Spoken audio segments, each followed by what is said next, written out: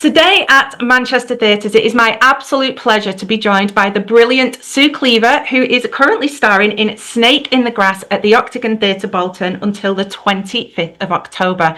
Now, of course, we all know and love Sue from playing the iconic Eileen Grimshaw in Coronation Street, but she has also been a panellist on Loose Women, been in The Jungle with I'm a Celebrity, appeared in Girls' Night, Sister at the Musical, and as a Vic Wood fan, one of my favourites, Glenda the Bread Lady in Dinner Ladies. So we're going from bread rolls to tennis balls as we talk about Snake in the Grass. So thank you so much for joining me, and tell us a little bit about this show, because it kind of defies any kind of category. It's twisty, it's dark, but it's got humour. So tell us a little bit about it. Yeah, well, it's an Alan Ayckbourn, but it's kind of like if you're thinking you're coming to see Norman Conquest, you couldn't be further from the truth. I think it's fair to say this was written in 2000, and he did three darker plays, and this is one of them, and it's very much a psychological, it's a dark comedy, but it's more a psychological thriller, ghost story. It's a great watch. It's a sitting on the edge of your seat watch, as our audiences will testify. It's very different. And it's a three-hander. So there's myself, Lisa Zara, and Nicola Stevenson in it. So it's an intense piece, but a lot of fun.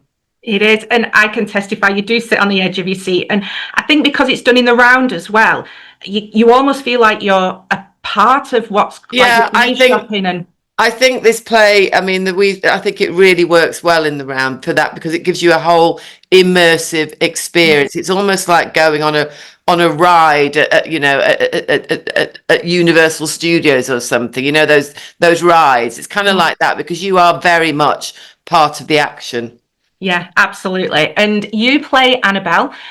So she's had quite the life, really, hasn't she, Annabel? Bless her. Yeah, all three women, they're all very troubled in their own way. On the surface, Annabel is quite a brittle, strong, ideas above her station. She's cultivated her accent because she didn't want the accent that her father had, and but what you see at the start of the play, you see Annabel go on a journey where you realize why she's the way she is, and you're watching humans unravel throughout the story. It's the story of these two sisters and a former nurse of their father who is blackmailing them, but it's all about those relationships and the secrets we keep and the darkness within us. It's a fascinating part to play, and quite a complex part to play.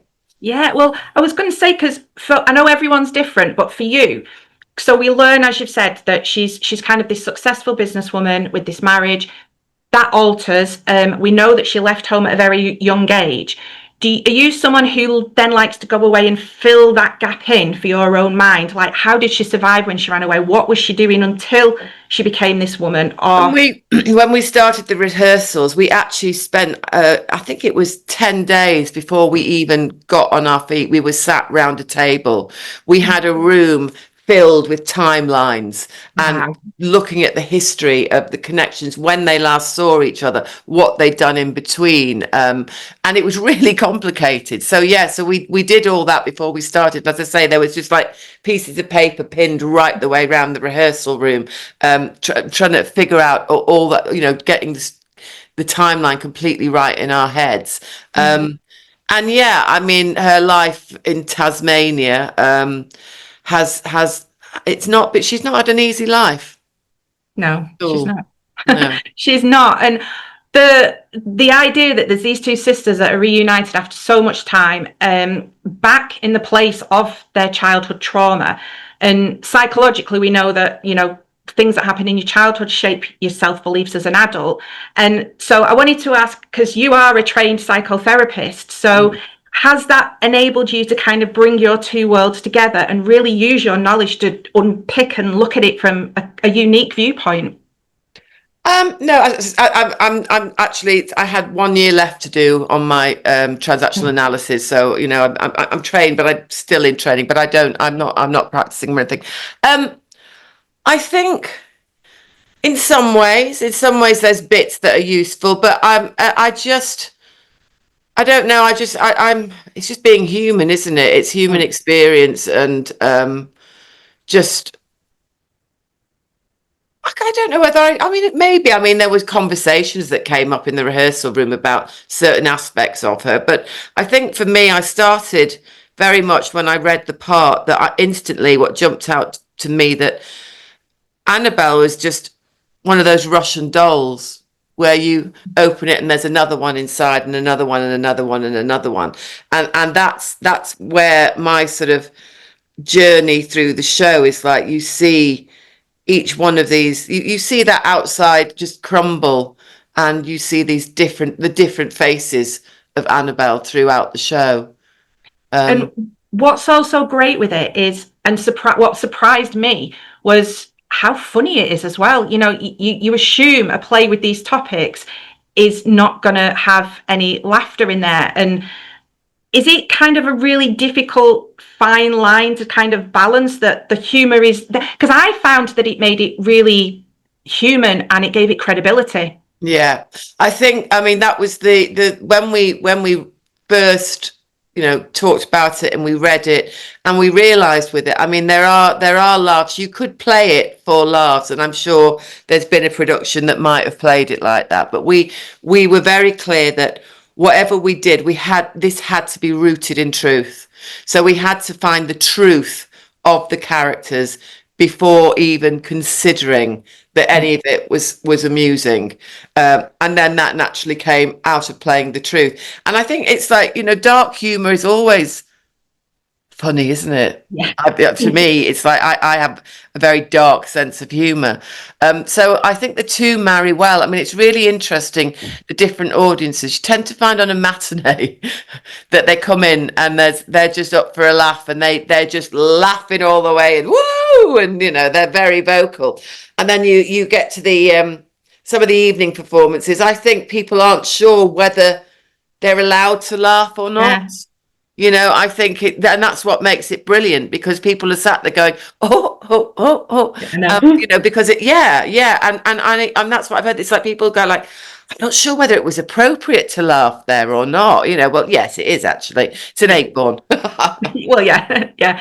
And why do you think it is? So Annabel goes back, as you've said, because of the passing of her father. But the minute she gets there, she meets the nurse who's rude to her and blackmails her. She meets the sister who's rude to her, and then she finds out this horrible stuff.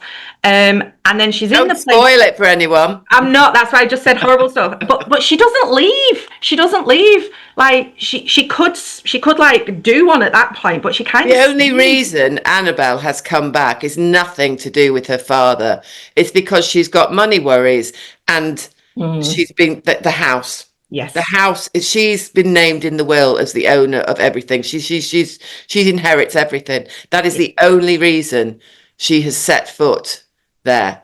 She hasn't seen her sister in how many years did we think it was? It was like 15 to 20 years. Yeah. So, there is no other reason for coming back. Other than the money. That's what she needs, yeah. She needs the money, and she needs to start a life again because everything's failed. And so she's planned it all out. With this money, we'll buy somewhere in Fulham. Yes. Whether she's not even considered whether Miriam would want to do this or not. She's decided it, and that's what we're doing. So I love it. She is a brilliant character. And it plays with this idea of ghost stories. So like this from the spiritual sense, but also the sense of memories of ghosts, and then the recall of memories as well. So it's just every part of it is so layered, isn't it? Yeah, it really is layered. And that's what makes it a brilliant piece. It really does. You can find more and more every time we do it. You find more and more and more. And I think it's one of my favorite characters I've ever played. Yeah. I really do. I absolutely adore playing this part. I know I'm going to be really sad to say goodbye to her because we've only got sort of like another 10 shows left or something. Right. So I'm not quite ready to let her go, Yeah. but Yeah. I'll have to. I've got to go on to panto. Yeah. And so has there been any kind of, during your rehearsals or when you've been in Bolton or you were in Wales with the show, any sort of EBGB happenings like with the ghost side? Because sometimes you freak yourself out, don't you? Well, I did because when we were at Mould, we've got rather a lovely caravan that I use because I don't really like staying in, if I don't have to stay in a hotel, you know what I mean? And I thought, so my husband took the caravan up to this site, which was great while it was the holiday time.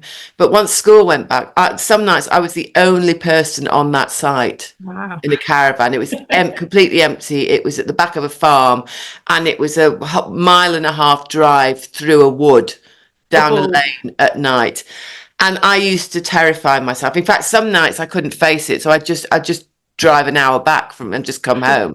Yeah. But other times, there are nights I have to admit I had to ring my husband, and he had to stay on the phone and talk to me while I drove up this lane. And it was so like the set that we're actually working on, that it used to freak me out. So yes, it did have an impact.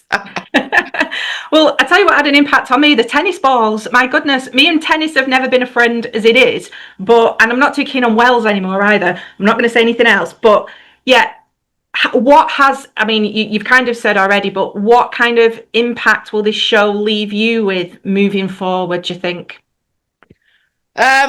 Just had a brilliant time. I've had such a laugh, and I've loved working with the girls. The director, Francesca Goodridge, is absolutely she's only 35, but she's doing big things. She's just directed Michael Sheen in Nye, and now she's going back to direct him in the first Welsh National Theatre production of Our Town. Working with her has been a joy, and to see such a young woman just so talented and clear and knows what she wants. She's a woman after my own heart. I've absolutely loved working with her, and I really would love to work with Fran again. But the other two girls, I mean, we've just had an absolute ball.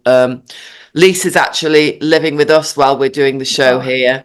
It's been an absolute joy, and I'm gonna miss them all so much, but that's the nature of our business. It is. You go on to the next job.